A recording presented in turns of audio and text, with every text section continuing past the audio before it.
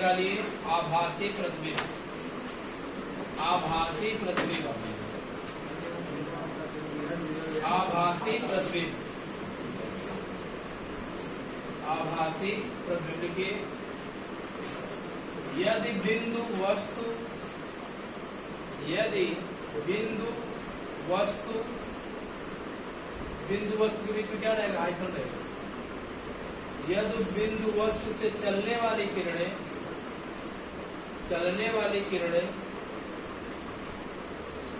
चलने वाली किरणें परावर्तन के पश्चात, परावर्तन के पश्चात, परावर्तन के पश्चात किसी दूसरे बिंदु से, किसी दूसरे बिंदु से आती हुई प्रतीत होती है, आती हुई प्रतीत होती है, तो इसे बिंदु का, तो इसे बिंदु का आभासी प्रतिबिंब कहते हैं, आभासी प्रतिबिंब कहते हैं। इन डाले गोलीय दर्पण से संबंधित, गोलीय दर्पण से संबंधित, गोलीय दर्पण से संबंधित कुछ परिभाषाएं, गोलीय दर्पण से संबंधित कुछ परिभाषाएं।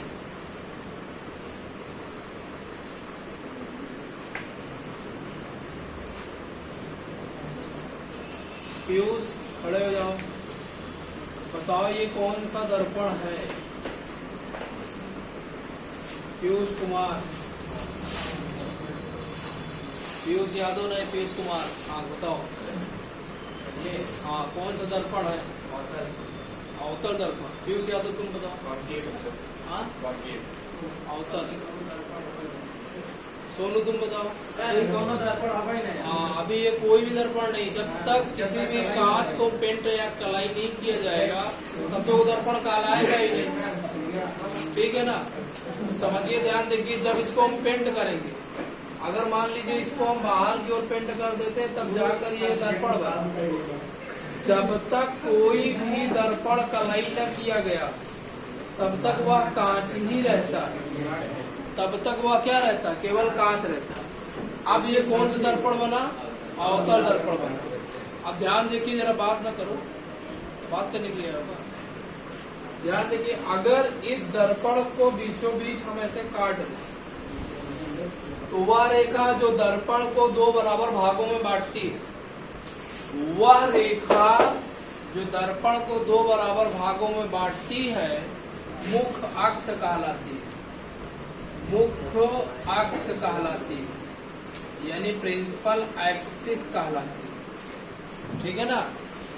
जो रेखा दर्पण को काटती है और एक बिंदु बनता है, ये बिंदु ध्रुव कहलाता है। क्या कहलाता है?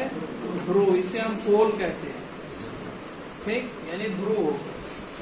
अब ध्यान देखिए जरा, अगर ये कोई एक दर्पण है, कैसा दर्पण है? गोलीय दर्पण। जाहिर सी बात, किसी कांच के गोले का कटा हुआ भाग होगा कि नहीं होगा?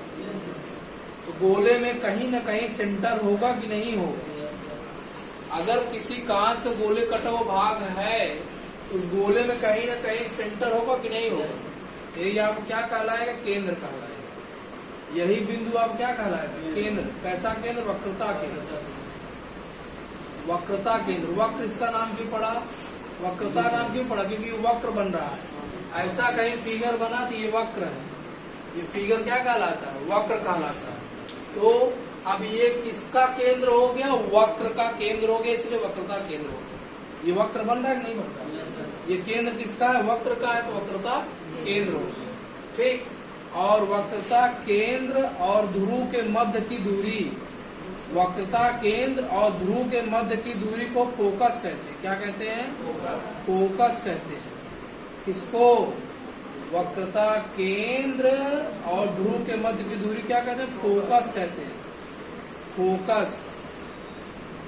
ध्रुव को P से लिखते हैं, पोल, और वक्रता केंद्र को C से, centre of curvature, centre of curvature. और इस दर्पण के अंत के भाग को कहीं दूरी पर उसको अनंत कहते हैं। क्या कहते हैं? अनंत कहते हैं, जिसे हम इनफाइनाइट कहते हैं। ठीक, तो किसी भी कांच में क्या क्या हो सकता है, सॉरी किसी दर्पण में, गोली दर्पण में मुख्य अक्ष हो सकता है, ध्रुव हो सकता है, फोकस हो सकता है, वक्रता केंद्र हो सकता है और अनंत हो सकता है। मुख्य अक्ष को कैसे बताओगे? वह रेखा जो किसी दर्पण को दो बराबर भागों में बांटती है, बीच से काट रही ना, वह रेखा जो किसी दर्पण को दो बराबर भागों में बांटती है मुख्य अक्ष कहलाती है, जिसे हम प्रिंसिपल एक्सिस कहते हैं। ठीक है ना। अब ध्यान देखिए, जो रेखा दर्पण को काटती हुई जाती है उस बिंदु को ध्रुव कहते हैं। इस बिंदु क्या कहेंगे? ध्रुव कहेंगे।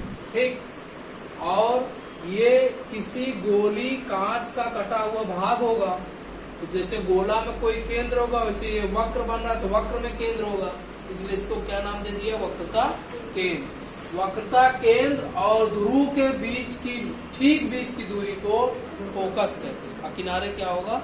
अनंत होगा। ऐसे ही कंडीशन नेक्स्ट वाले लगेगा किसमें? ये तो हो गया आपका अवतल। अवतल मतलब कन्वेक्स। अब उत्तल की अगर बात करें, इसमें भी हम पेंट कर लें अंदर की ओर, इस तरीके से हम पेंट कर लें। ध्यान देखिए, ये वाली रेखा क्या कहलाएगी? ये वाली रेखा क्या कहलाएगी? मुख्य अक्ष कहलाएगी। ठीक है, यहाँ पे क्या हो गया आपका? पोल होगा, यानी ध्रुव होगा। सेम कंडीशन, ये भी किसी गोले का कटा हुआ भाग होगा जिसमें बीचों बीच सेंटर होगा। ठीक है ना, ये उस तरीके कटा हुआ भाग है ना। अब इनके ठीक बीच की दूरी क्या होगी? फोकस होगी, और यहाँ लास्ट में कहीं पर क्या होगा? अनंत होगा। ठीक है, क्लियर हो गया। सबसे पहले ये वाला फिगर बनाए तो लिखाएं, ये वाला फिगर बनाए, नीचे शॉर्ट में ये बनाए, बताएं क्या कैसे है। तो फिगर में आप सबसे पहले डालिए वक्रता केंद्र। जो फिगर अभी आप लोग बनाए थे उससे पहले एंड डालिए वक्रता केंद्र। वक्रता केंद्र लिखिए, उस गोले के केंद्र को, उस गोले के केंद्र को